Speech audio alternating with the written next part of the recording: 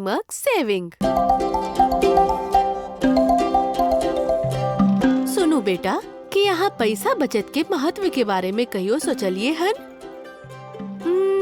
नहीं सोचलिए मम्मी। पैसा बचनाय कियाक महत्वपूर्ण छै? दरअसल पैसा बचेबाक महत्वपूर्ण छै कियाकि हमरा भविष्य के तैयारी करे में मदद करे छै। देखो, जखन हम पैसा बचावे छियै तो वो भविष्य में जरूरत पड़ला पर मुश्किल के समय में काम आवे छै। ये आपातकालीन स्थिति के एगो बैकअप फंड के जेका छै या कोनो खास अवसर के लेल बचत केनाय। ओ, बुझ गेलिए। लेकिन रोज कनी कनी पैसा बचला से की फर्क पड़े वाला छै मम्मी? बहुत नीक सवाल पूछलो। चलो समझाबे छी।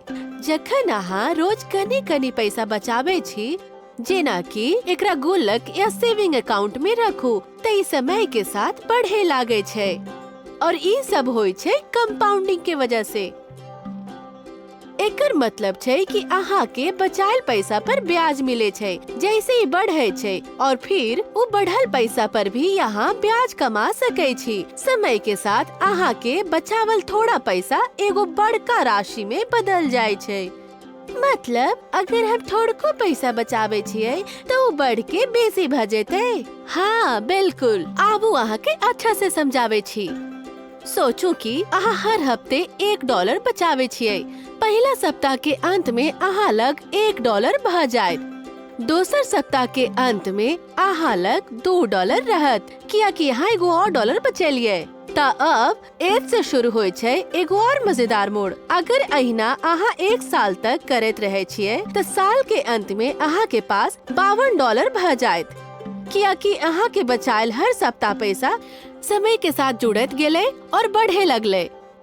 वाह, ई त कमाल छै। ई एगो कमाल के चीज छै बेटा। जतेक बेसी अहाँ बचेबे ओतबे अहाँ के पैसा बढ़ैत रहत।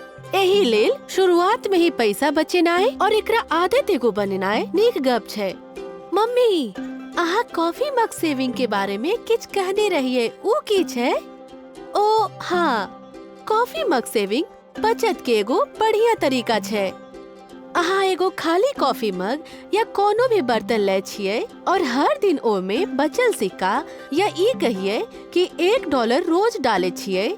ई घर पर एगो मिनी बचत खाता के जेका छै।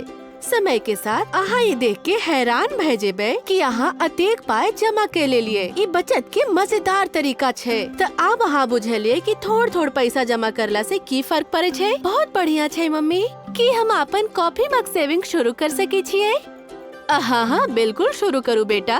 वास्तव में शुरू करे के सही तरीका छै और बल्कि खुद के लेल लक्ष्य तय करू। जेना कि अहाँ के अगर कोनो चीज चाहिए तो अहाँ ओकर कीमत के हिसाब से पाय जोड़बाक शुरू करू। हम अब अपन कॉफी मग सेविंग शुरू करबाक लेल बहुत उत्सुक छी मम्मी। पैसा बचनाय और एकरा समय के साथ बढ़नाय के महत्व समझेबाक लेल थैंक यू मम्मी। यू आर वेलकम बेटा।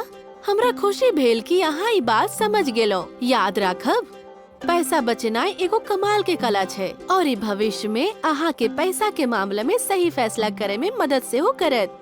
हम अहाँ के मदद के लेल हमेशा अहाँ के साथे छी।